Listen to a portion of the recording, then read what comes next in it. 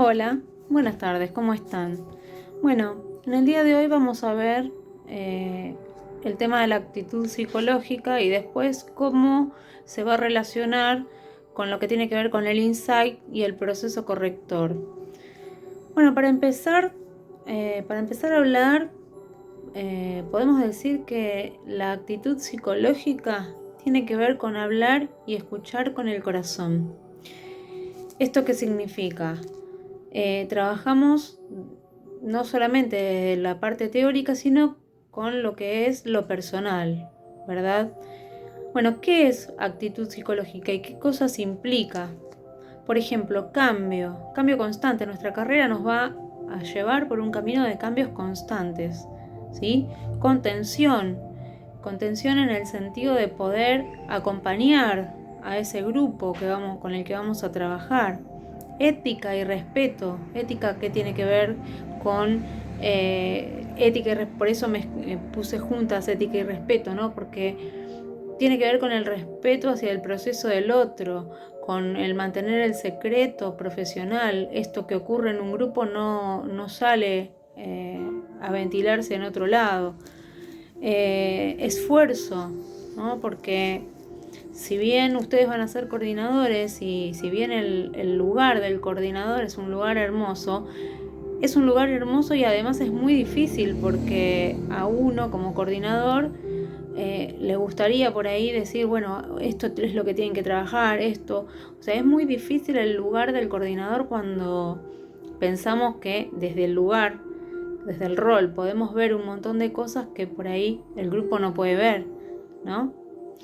Uno tiene que estar en formación permanente para poder trabajar, para poder, o sea, no es que uno se recibe de psicólogo social y ya está, ya estoy formado, no, continuamente nos estamos formando, porque justamente si el ECRO es algo que se mueve, que cambia, que se modifica, nosotros también, porque nuestro ECRO va a ir cambiando y a medida que vamos cambiando y vamos encontrando nuevas teorías, nuevos aprendizajes, eso también lo introyectamos dentro nuestro y lo utilizamos para el trabajo con los grupos.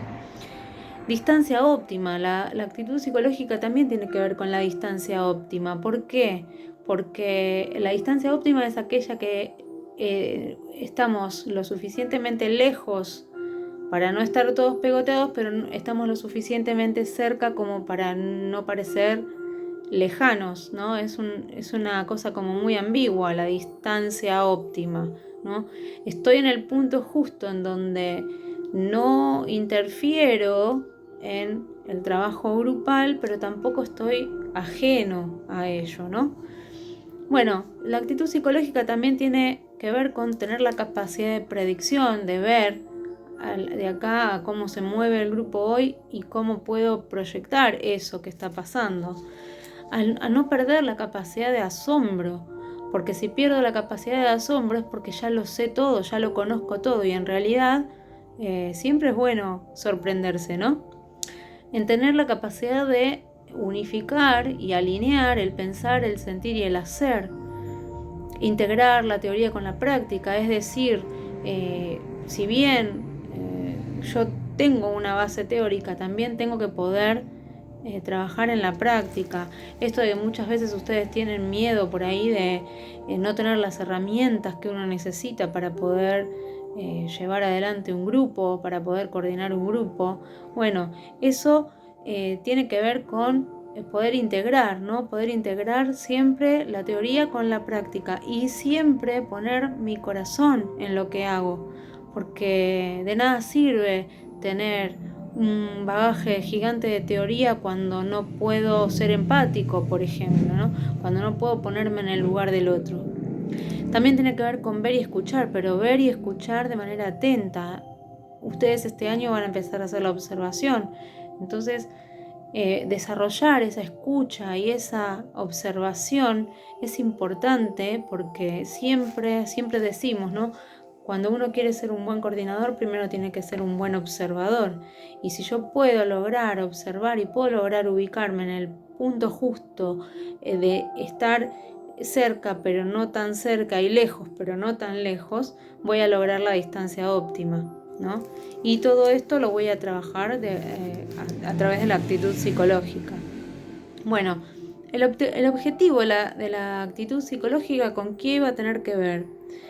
Con establecer justamente la distancia óptima para poder ver a los otros participantes, a los participantes del grupo, y ver cómo van manejándose con los roles, ¿no? Cómo van rotando esos roles.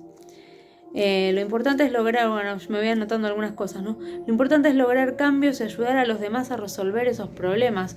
Todos los obstáculos que van apareciendo tienen que ver con lo grupal. Entonces, nosotros como coordinadores tenemos que trabajamos en eso, ¿no? En empezar a ayudar a ese grupo que pueda leer las cosas que están latentes. Lo importante es poder atravesar esos obstáculos. La intervención tiene que ver con un pedido de necesidad del grupo, es decir, no existen los coordinadores si no existiera la necesidad de un grupo.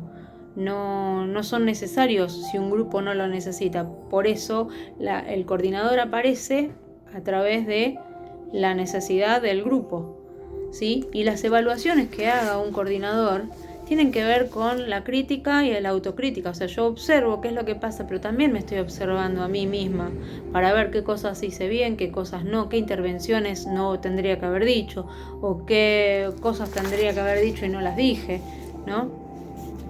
Bueno, acá yo también me anoté otras frasecitas que dice: dar por supuesto el deseo, la necesidad o el interés y el gusto de los demás lleva a pintorescas y tristes y a veces dramáticas situaciones.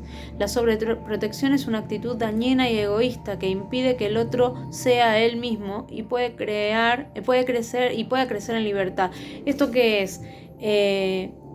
Yo como coordinador voy a tratar de trabajar aquellas cosas que por ahí al grupo no le gustan o por ahí el grupo no las quiere trabajar o no las quiere ver.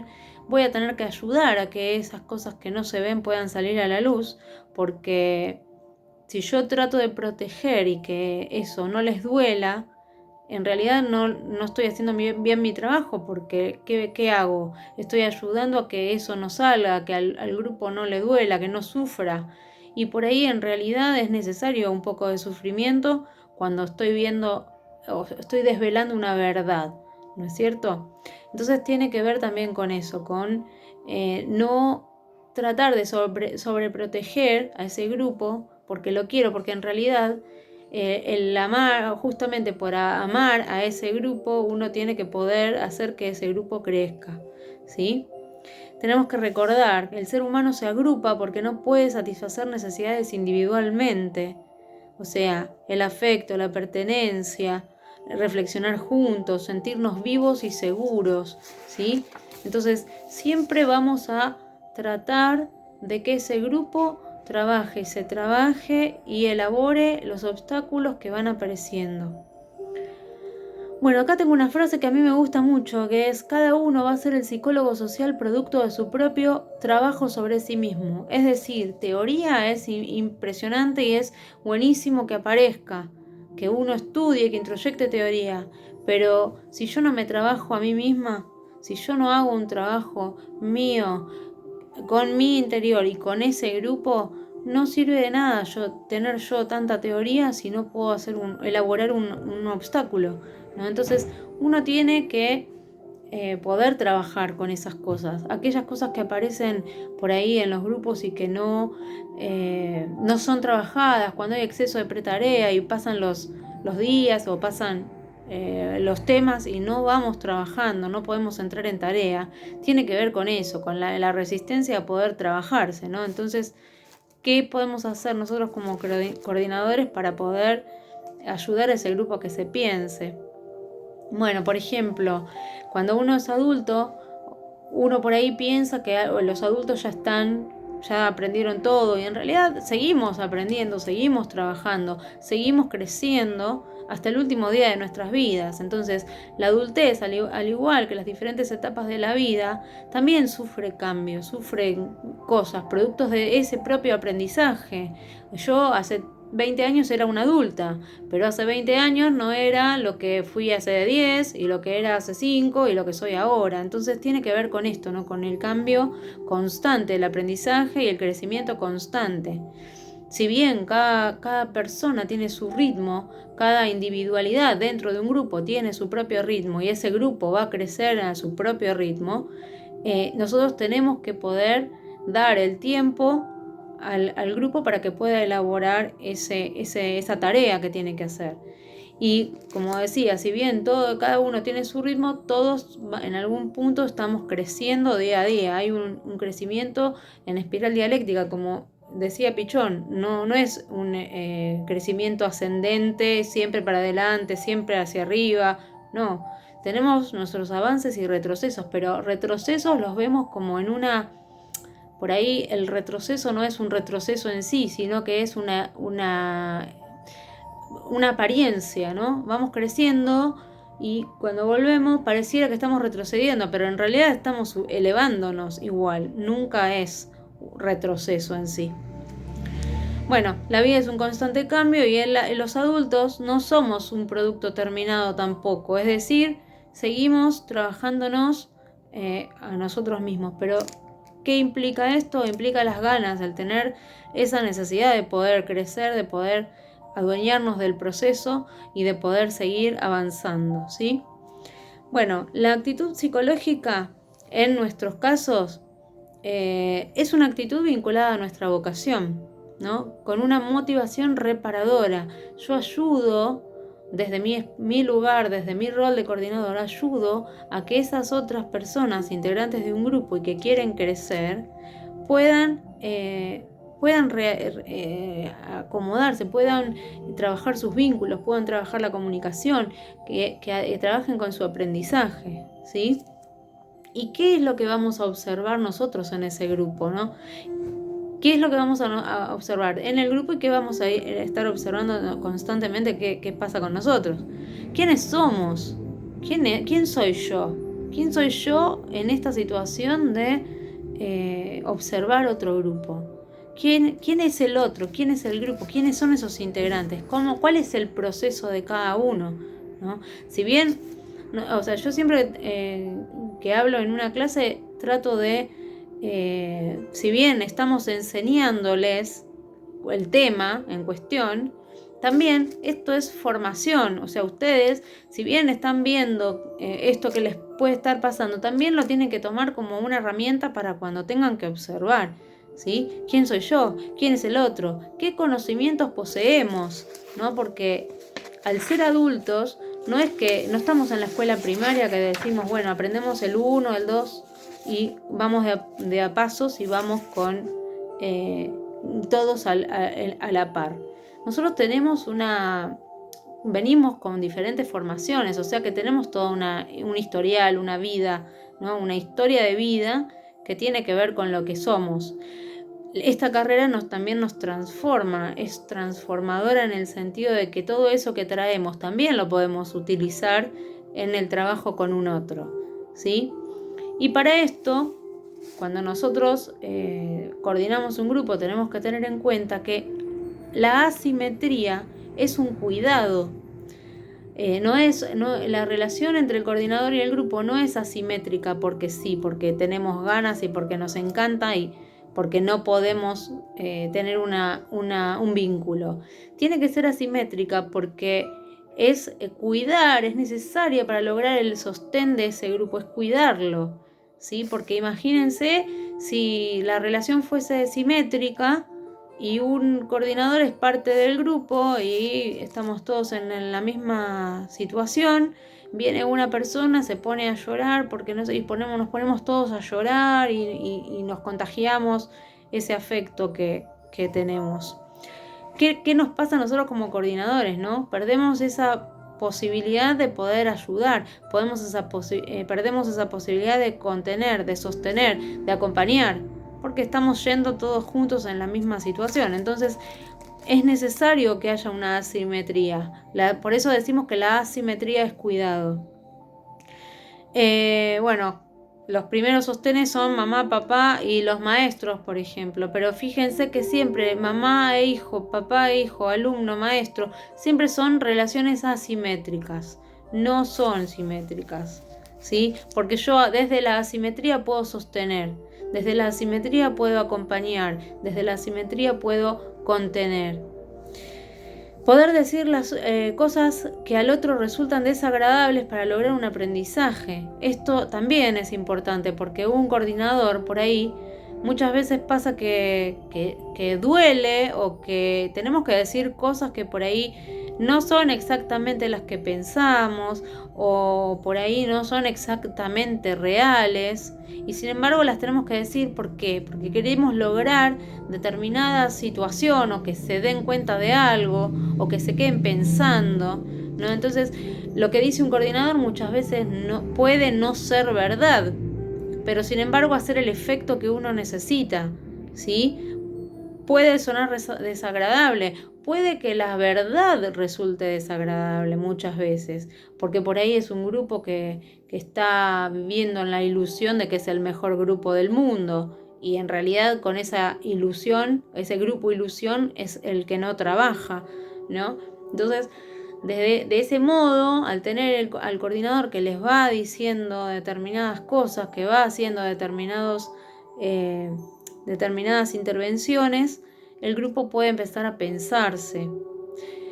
Pero ¿cómo las va a decir? Con actitud psicológica, que como volvíamos al principio, como dijimos en el principio, es hablar y actuar a través del amor, ¿sí? Bueno, no estamos en el rol para agradar, sino para ayudar al otro a conocerse un poquito más. Esto es, no vengo a hacer demagogia, no vengo a que todos me amen, vengo a que ustedes puedan crecer, ¿no es cierto? Y se los digo porque en el futuro ustedes van a tener que hacer lo mismo. Entonces, por eso digo que el rol del coordinador es hermoso, porque uno puede ver todo el hermoso camino que va haciendo cada uno en su aprendizaje, pero también es muy difícil, porque a mí me resultaría mucho más fácil decir, bueno, vos tenés que trabajar esto, vos aquello, vos la comunicación, vos los vínculos, y ya estamos. Pero ¿qué hice? Con ese accionar, lo único que hice fue obturar el trabajo del grupo. No los ayudé. Al contrario, cada uno se quedó en eso y ya está. Entonces, es más interesante que uno pueda hacer una intervención del tipo, por ejemplo, una pregunta para que queden ahí todos pensando, que venir y darles todas las respuestas.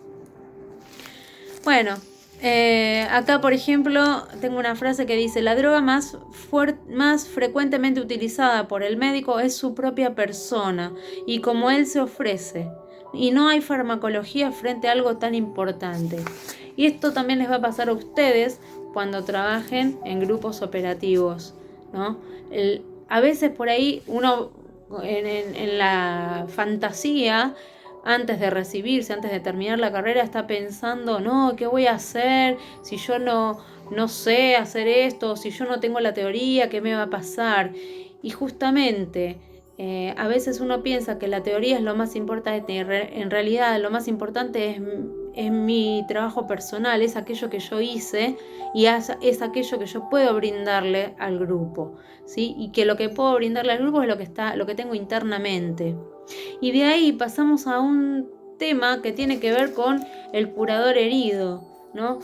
¿Cómo actúa y cómo trabaja bien un coordinador? Sencillo y muy difícil, que es habiéndose trabajado a sí mismo. Es decir, si un coordinador logró durante todo su proceso poder trabajar consigo mismo y poder sacar a la luz y poder curar a ese niño interno herido que tenía, poder trabajar todos sus dolores, poder exponerse, sacar su corazón y tenerlo en la mano mientras transitaba toda la carrera, esto lo va a transformar en un curador herido, es decir, aquellas heridas que uno tenía y que las pudo sanar a través de un trabajo interno, a través de la carrera, uno pudo sanar todo eso, entonces va a poder ayudar a sanar al otro desde ese lugar, ¿no? Poniéndose en el lugar que está viviendo el otro, porque lo comprende, porque lo entiende, porque por ahí el otro no vivió o no vive las mismas heridas que uno vivió, pero sí puede uno comprender que está sufriendo o que está dolorido, ¿sí? Bueno, Pichón decía que hay que dirigirse al aspecto sano del otro, a ese factor curativo que el otro tiene. ¿Esto qué significa?